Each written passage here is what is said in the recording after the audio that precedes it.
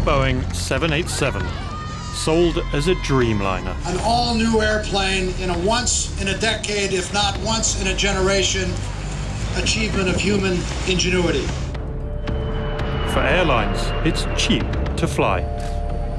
For passengers, it offers unparalleled comfort. Wow. For Boeing, it promised windfall profits. The Dreamliner is the plane of the future. But Al Jazeera discovers a dark side to the Dreamliner. Unimaginable that we could be 3 years late, have a fleet grounding, have fires on the airplane. Our investigation finds Boeing altered its own quality standards.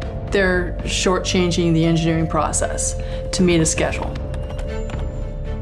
We uncover a whistleblower fired as he fought for safety. There's no doubt there's bad repairs going out the door on the 787. We go behind closed doors onto the factory floor to reveal a world Boeing keeps secret. I want to fly one of these planes because I see the quality going down around here.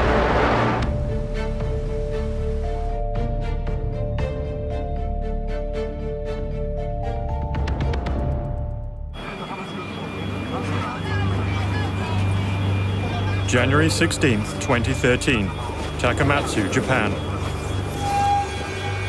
A brand new Boeing 787 Dreamliner makes an emergency landing.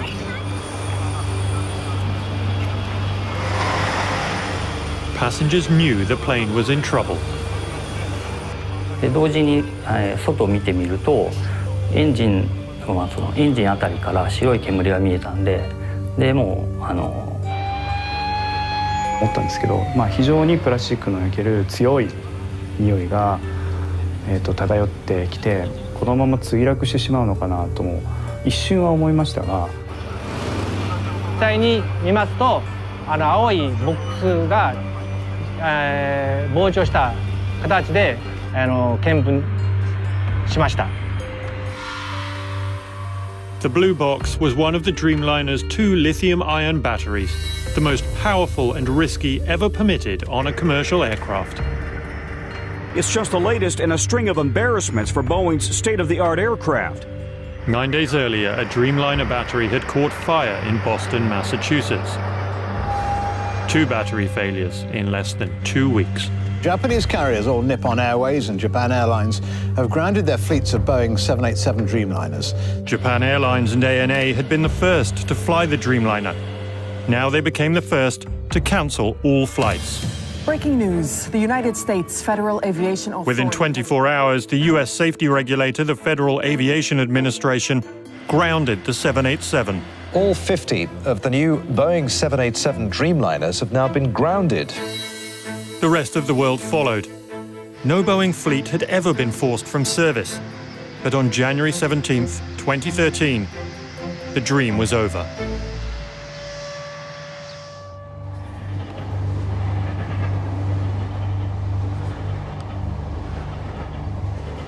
I'm Will Jordan. For a year, my team and I have been investigating the Dreamliner. It's the Boeing company's big bet on the future. A plane created to save fuel, improve comfort, and boost profits. Built in a new way, designed and manufactured by scores of companies around the globe.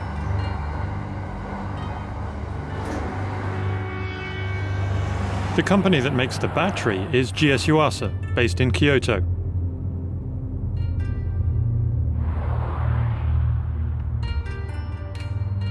We wanted them to tell us what had gone so wrong. Hi, how are you? 会社名とか Al Jazeera. Al Jazeera. Yeah. We wondered whether you might be willing to do an interview. They refused. We have a contract with the Boeing, so we can't tell any comments to you. The battery is only one part of the Dreamliner's complex electrical system. There's also a charger made at a factory thousands of kilometers away. What happened there shows Boeing learnt years ago just how dangerous a lithium-ion battery could be.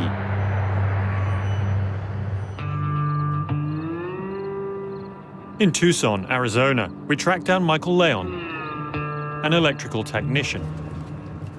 I've been working electronics since I was 17 years old, and I joined the paratroopers and was assigned to an electronic communications battalion of the 82nd Airborne.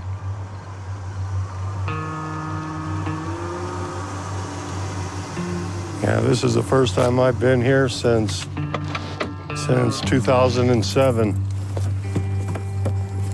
It's hard to believe that this is what's left of a 3-story engineering structure.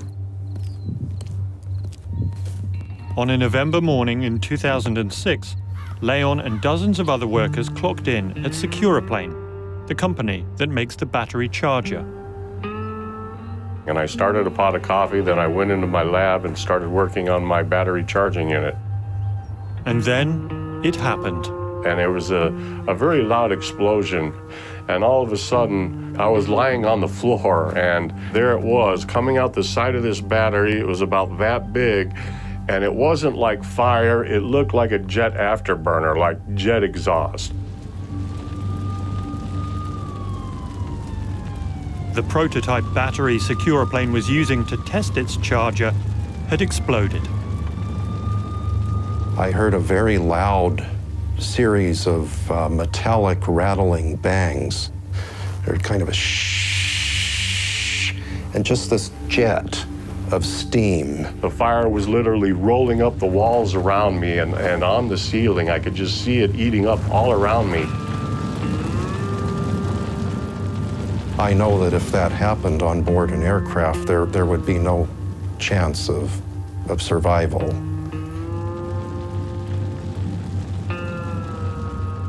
It was the biggest chemical fire in Tucson's history. A 10,000 square foot, 3-story structure burnt to the ground.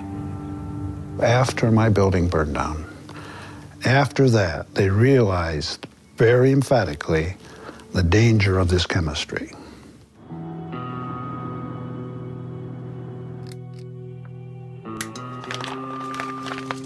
Richard Luxo knows well the chemistry of the Dreamliner battery.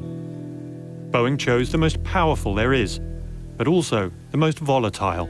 They went to lithium cobalt, which is way up here as far as danger. Luxo stepped down as Securaplane president just before the fire. He started a new company to make lithium-ion batteries for business jets. Luxo was a true believer in the technology. Then he began testing. 2 3.3 amp hour series battery pack bullet tests.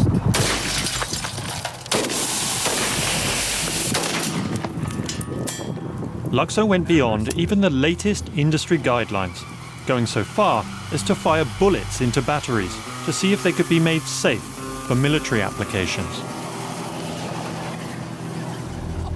Yeah, you can run the tests that you feel that you need to meet the requirements to be safe, but you also need to have a conscience that's going to tell you, I want to do the extreme. In the end, testing with a conscience, Luxo couldn't make the batteries meet the requirements. His new company failed. We became proficient in destroying batteries. And the more we learned about it, the worse it got. I mean, oh my God, we kept digging and digging. And we were saying, I wonder what the rest of the guys are doing. Well, I guess we knew.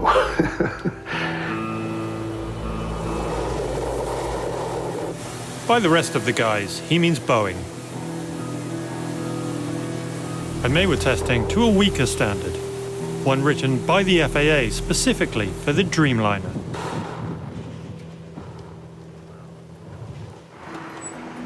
It's the FAA's job to regulate air safety. But when it comes to building airplanes, the FAA delegates oversight almost completely to the aircraft manufacturers. When it comes to the battery and beyond, Boeing largely polices itself. The batteries passed Boeing's tests.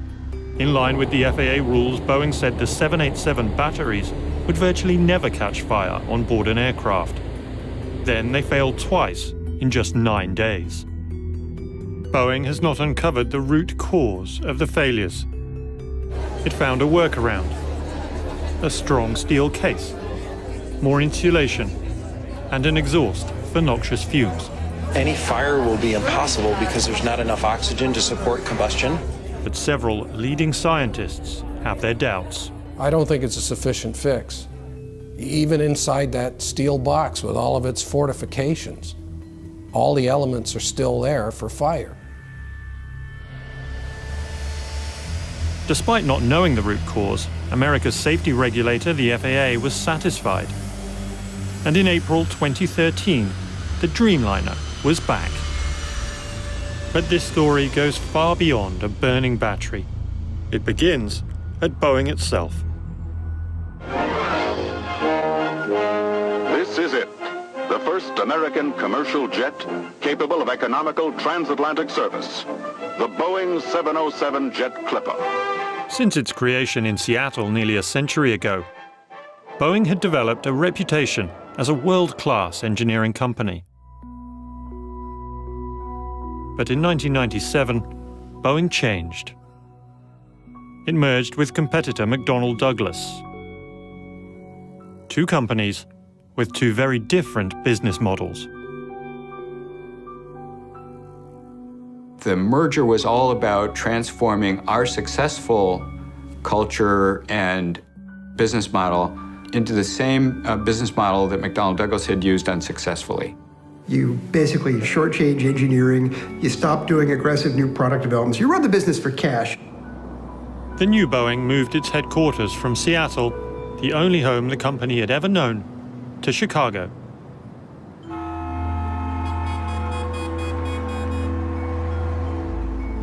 It began slashing investment in research in order to cut costs and maximize Wall Street returns. I felt it was wrong. I felt it was going to take the company in the wrong direction, and I thought that quality would suffer and the integrity of the product would suffer.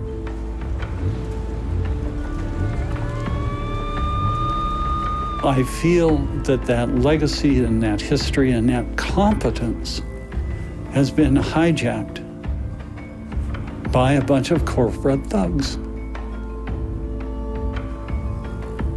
By 2003, it was time to launch a new plane. But Boeing's new board was reluctant to invest the billions needed. The board made it clear that they wanted this plane made for less money. They wanted it made for $5 billion. They wanted partners to come in to pay the rest. It's expensive. So how do you make that happen? Well, you promise them that you can do it for less, and then worry about the consequences later. Boeing came up with a plan to save itself money. It would push the costs onto its major suppliers. Boeing would call them partners, and they would design and pay for the parts they built. Boeing's job would be to assemble the plane. It was almost as if at times you thought Boeing executives believed, well, maybe they could sit in Chicago and have other companies do things, and they would just rake in the money somehow by putting it all together and putting a Boeing sticker on it at the end.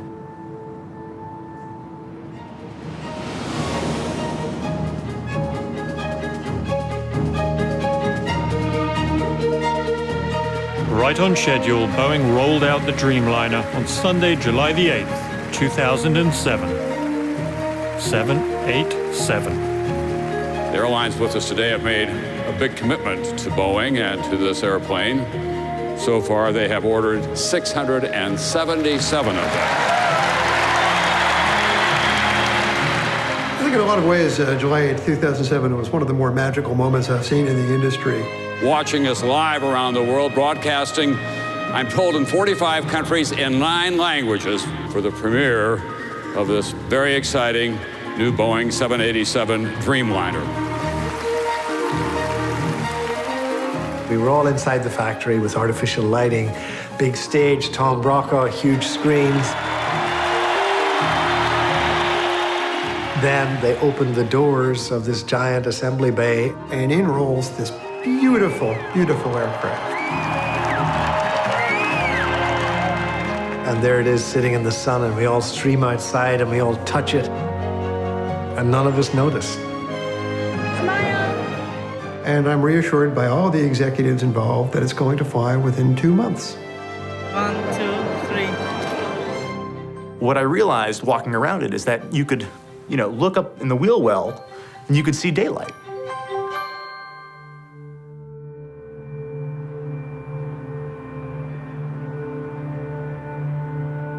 We learned that the whole thing was a sham. Beautiful, isn't it? Absolutely beautiful. They roll out this fake airplane. I realized the doors were made of plywood. This plane that we were admiring was completely a shell inside. None of this would be possible, of course, without exceptional leadership. There's only 2 conclusions you can draw.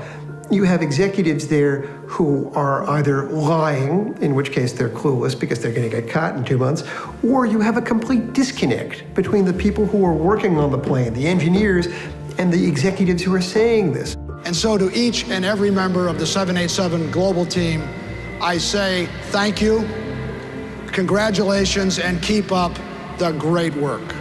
More than any other single event, it was the big lie, and it was a statement that the Boeing company is now all about the big lie.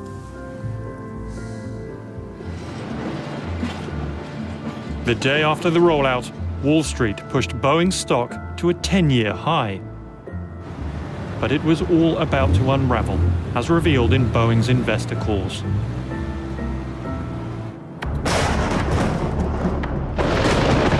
Hello and welcome to our quarterly update on the 787 program. September 2007, Boeing announces its first delay. It's not a failure how the airplane goes together. It's just a really complicated puzzle. October 2007, the 3-month delay becomes 6 months. We wish we didn't have to do this. New kinds of innovation present challenges, and we're doing our best to meet them. October 2009, 6 months becomes 2 years of delays. We know that we can and must do better, and I'm confident that despite our setbacks, we will get the 787 through the flight test program and into the hands of our customers. It just kept getting worse and worse, and it seemed unbelievable. You have to understand, this was unprecedented. There'd never been a Boeing delay in a Boeing program. The sequence of events looked an awful lot like a catastrophe rather than just a manageable series of delays.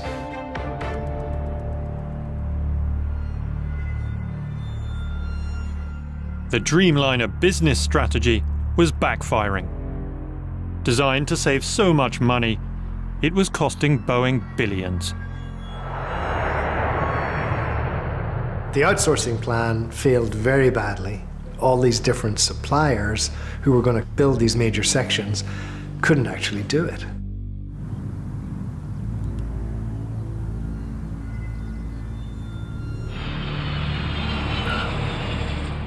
To fix the Dreamliner, Boeing dispatched hundreds of quality inspectors to struggling suppliers around the globe, including to its partner Alenia in southern Italy.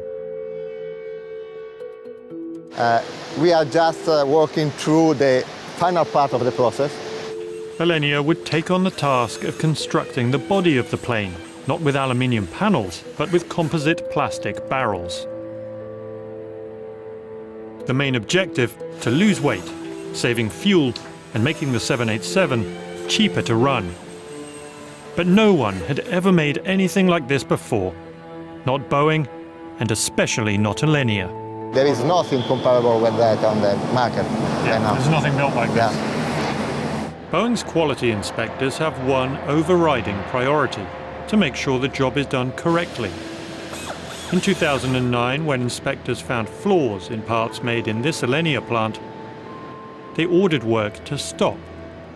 A year later, in Alenia's other factory, they again found serious problems, and again they ordered work to stop.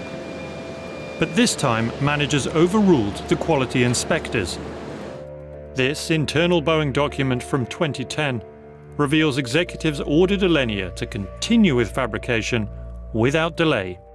We followed at that time the procedure to stop, but with the help of Boeing specialists at the time, while we were in a disapproved condition, they took responsibility for approving the quality, and we will continue to work in engineering at the time the product. In this separate memo obtained by Al Jazeera, Boeing states that schedule may require deviations to the preferred quality process. We received the memos from an engineer who, like many we spoke with, was afraid to appear on camera, so he answered my questions by email.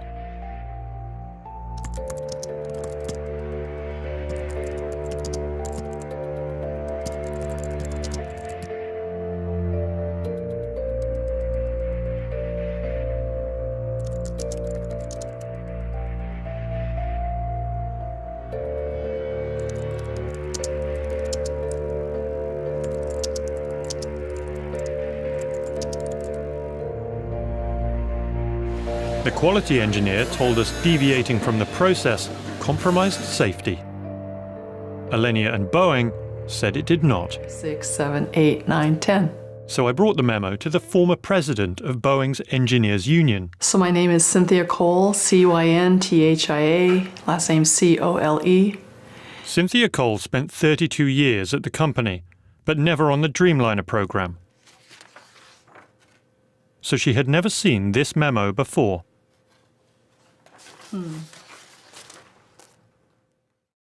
Wow. The program schedule may require deviation to the preferred process. See, that one sentence right there, that one fragment of the sentence. You know, you don't change your quality process for schedule. You make quality happen in the schedule. They're shortchanging the engineering process to meet a schedule. And they're not even allowing quality control to do their job. And they're telling them this is how it's going to be. I don't see how these people who write these things and agree to these things, you know, on the signatures down here, how they sleep at night. I just don't get it. You know, how can you do that? As an engineer, I find that reprehensible. How does that make you feel as a flyer? Oh, yeah, I'm not flying on a 787.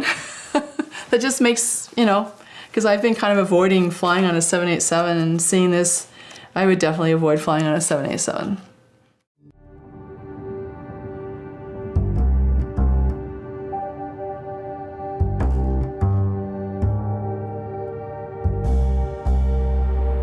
If the Dreamliner represents Boeing's future, then I've come to the place where that future will be built. In this assembly plant in Charleston, South Carolina.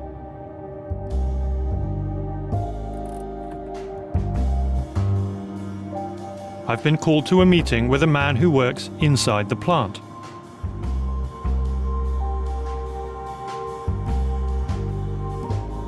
He's taking a huge risk, even talking to me. It's been eating me alive to know what I know, and to have no avenue, no venue to say anything. At his request, we used a different voice. 300 souls on the plane. Their lives, it's bigger than me. We had seen reports of bad workmanship in the plant, but the man claimed the problems go far deeper. With all the problems reported on the 787, there's 90% that's getting swept away, hushed up. It's an iceberg.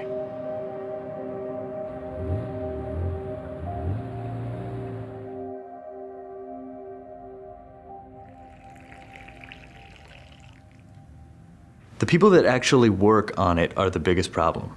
There is an uneducated, underskilled, and uncaring staff that are building these planes, and I'm not the only one that feels that way. And he was prepared to prove it, wearing a camera inside the plant to record what some workers said about the Dreamliner.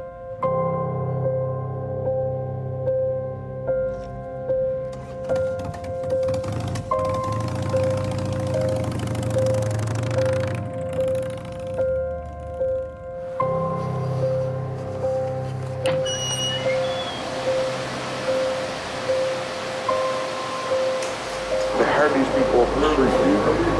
Working, flipping burgers for a living, making sandwiches at Subway. You can't have somebody from McDonald's do heart surgery.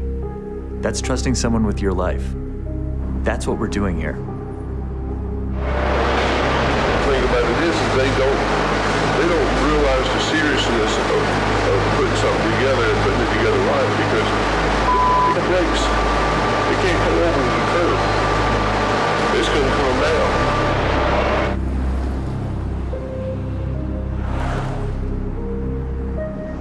I've seen a lot of things that should not go on at an airplane plant.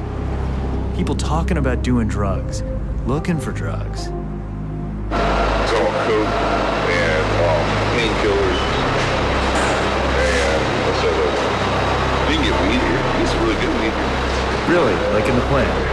Yeah. Like there's someone who has it right now. I could just walk up to them and just... No, I don't know if they have it. You got to place your order. You got to place your order, right. I have never seen anybody or heard of anybody having to take a random urinalysis. As far as I know, random drug tests just don't happen. They don't drug test nobody. I know they don't. And there's people who go out there and lunch to go smoke one up. Do they? Hell yeah. You know for a fact. Hell yeah.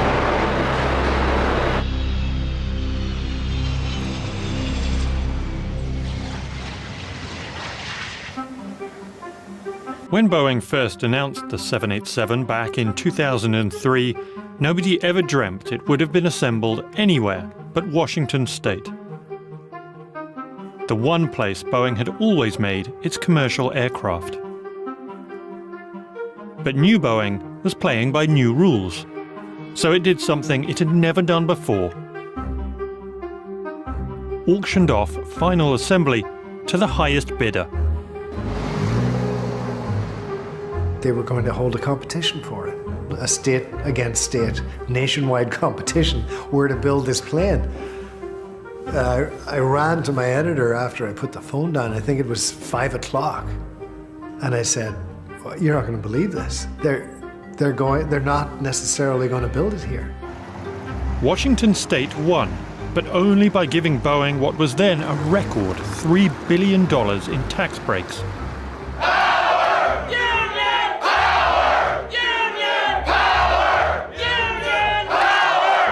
5 years later, Boeing's machinists walked off the job after contract negotiations stalled. The strike cost Boeing billions and added to the Dreamliner's delays. Boeing's stock was in freefall amid a global economic crisis. That strike really enraged the top executives at Boeing. And so early in 2009, they made it very clear that they wanted a second assembly line somewhere else. That turned out to be South Carolina. The state offered cheap land and labor. Close to $1 billion in support and no unions. The decision to build the second 787 assembly line in Charleston, South Carolina, was made because of the strike in 2008. They wanted to do it there because they wanted to weaken the union. And they did.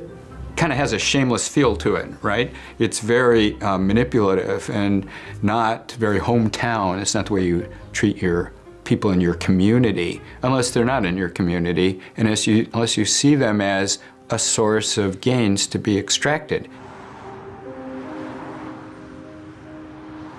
But for Boeing, leaving behind a world-class union workforce for the greener pastures of a non-union Charleston would come at a price. Work in the plant is significantly behind schedule and plagued by production errors.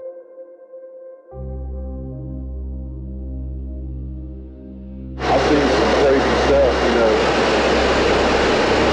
Putting pastures with people out of them to get them to go in the hole. I know of one customer, they'll no longer accept planes from Charleston due to quality issues. They will only accept final assembly done in Everett, Washington.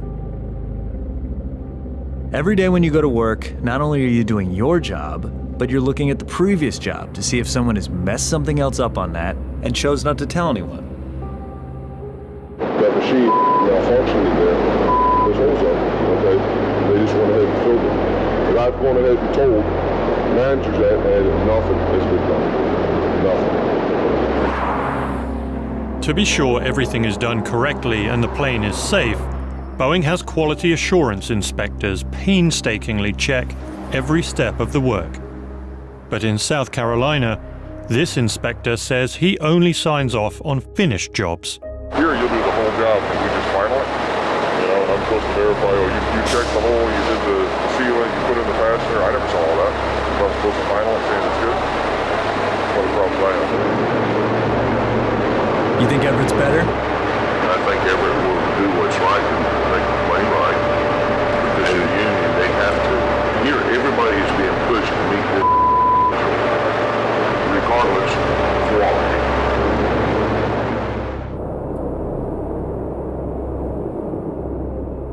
Which do you think is the priority then, schedule or quality? Schedule.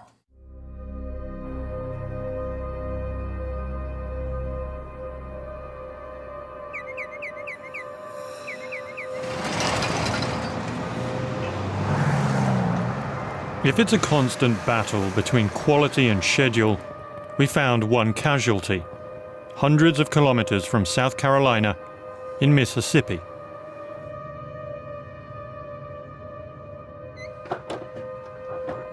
My name is John Woods.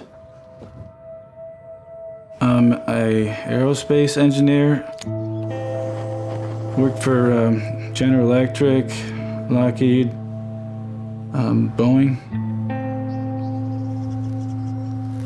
John Woods spent a career in the highly specialized field of aerospace composites. Boeing hired Woods, knowing he had qualified psychiatric conditions. Attention deficit disorder, obsessive compulsive disorder, and mild depression. His job was to write instructions on how to repair parts damaged during the manufacturing process. It's my job to make sure that that aircraft is safe. Woods says when he tried to enforce quality standards in the South Carolina plant, he was berated by his bosses.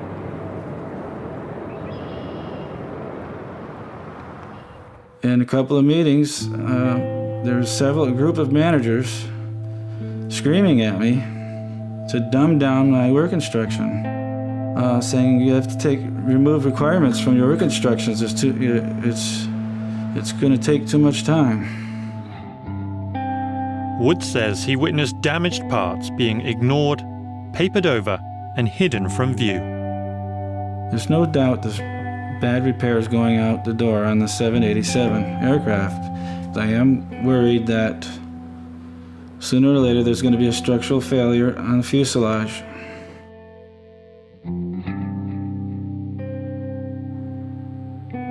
Woods appealed to Boeing's Human Resources Department, claiming he was being harassed for doing his job.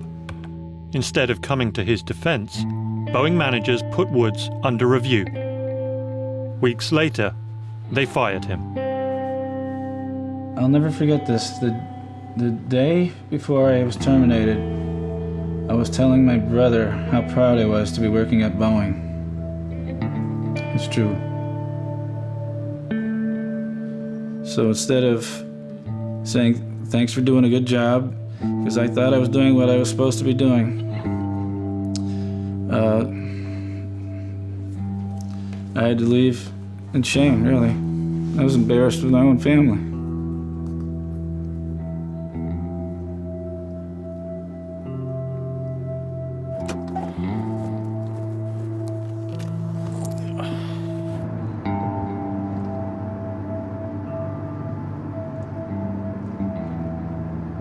He still had not lost faith in the system. He turned to the FAA, filing a whistleblower complaint. The document alleged 7 serious violations in the South Carolina plant. So I've gotten to the page where they reach their conclusions in their discussion, and what they found is of all the allegations, all but one of them they could not substantiate, and the one that they could substantiate, they asked Boeing to fix it. Boeing said, okay, we fixed it, and then they closed the investigation. And that's pretty much how they all go. I mean, I've seen this so many times.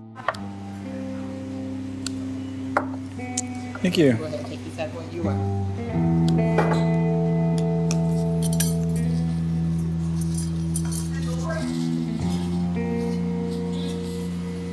I always tell people when they call me up with information and they say, well, I have all this information about this dangerous situation. Should I blow the whistle? And I said, well, not unless you have a private trust fund or another job to go to, because you'll have a problem earning a living. I had to maximize all my credit cards to survive, to support the family.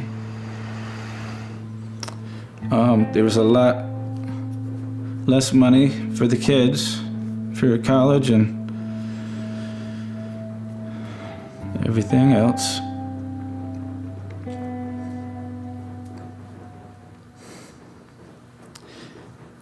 And it shouldn't be this hard to do the right thing.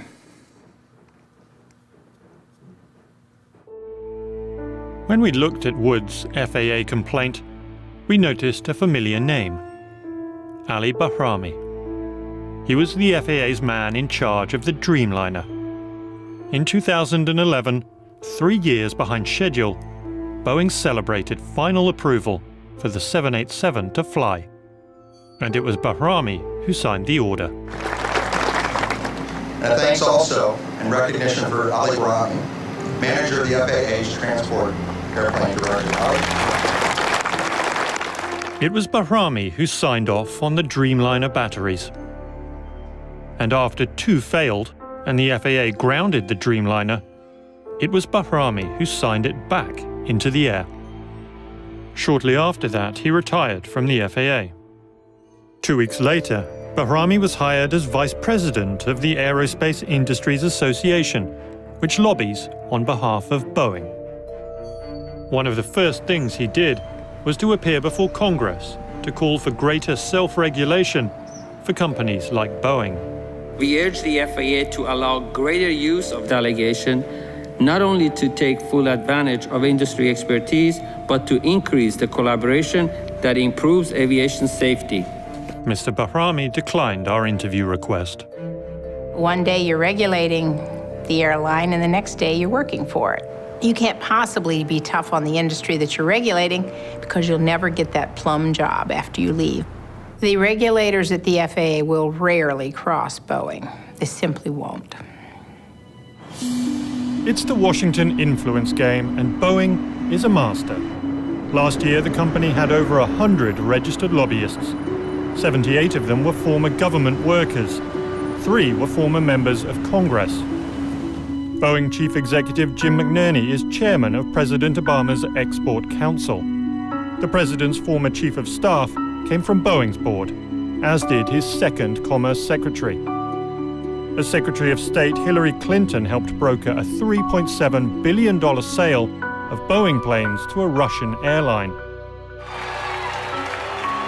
Even President Obama boasts that he works for Boeing. So I tease Jay every time I see him. I said, I deserve a gold watch because I'm selling your stuff all the time. Jay is Jim McNerney. It's clear what Boeing gets from the US government. What's not so clear is what it gives back. Boeing paid no taxes in 2013, no federal income taxes. That's not a unique year. Over the last 12 years, they claimed over $1.6 billion in federal tax refunds, even though they reported $43 billion in US profits. $43 billion in profit, but none of that comes from the Dreamliner, which has cost billions and is years away from making money.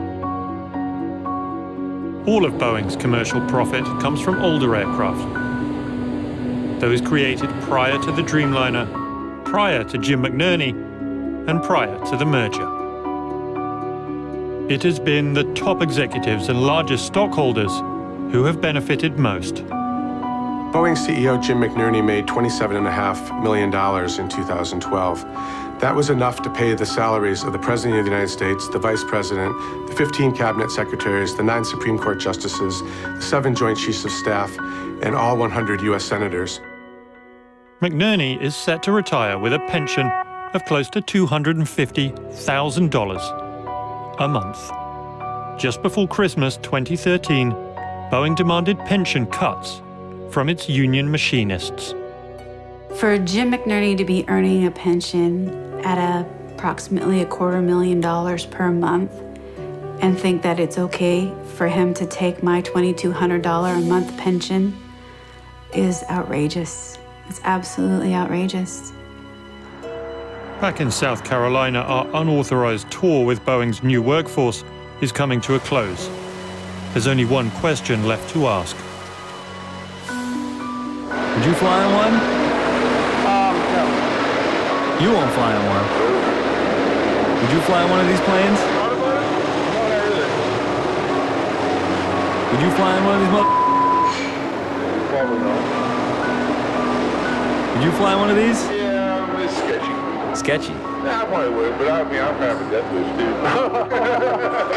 Our source asked 15 of his co-workers if they'd fly on the Dreamliner. 10 said no. I wouldn't fly on one of these planes. You wouldn't? Why wouldn't you? Huh? Why wouldn't you? Because I see the quality of going down around here.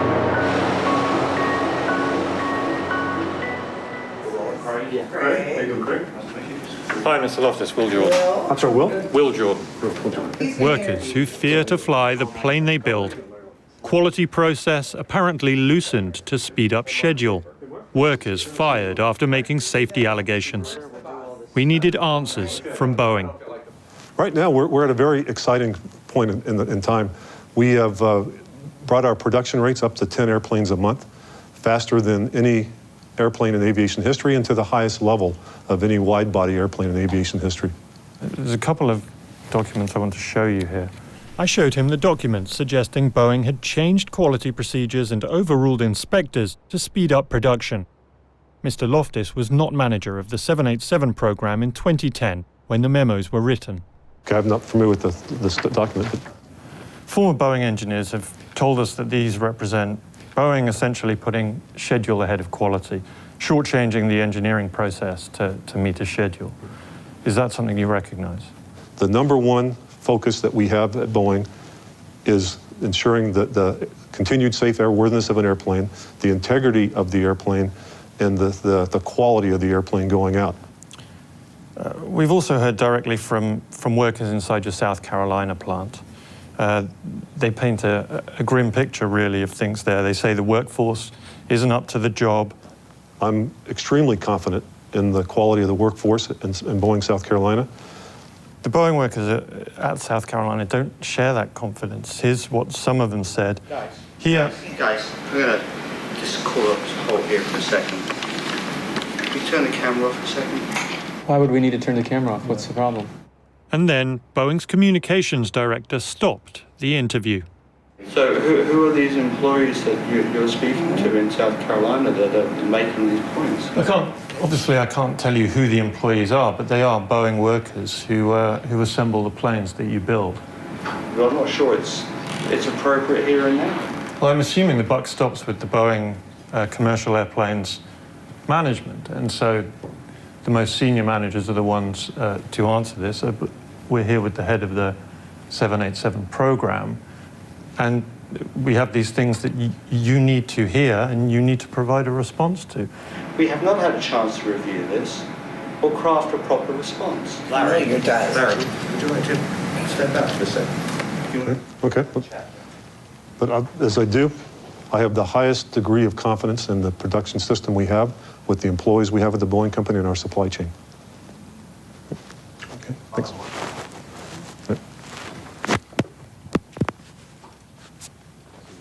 Boeing answered our questions in writing, denying it compromises safety or quality. It said our interview was hostile, unprofessional, and in the worst traditions of tabloid-style television news. The company said it was confident that its battery fix prevents failures. Boeing says it uses one common FAA-approved quality system for the 787 in Everett and Charleston. Boeing noted its memo stated it did not signify authorization to ship parts that don't meet quality requirements. Boeing said it drug tests in line with company policy and applicable law. The company denies any customer has said they will only take planes from Everett. As for John Woods, Boeing says his safety claims have no merit.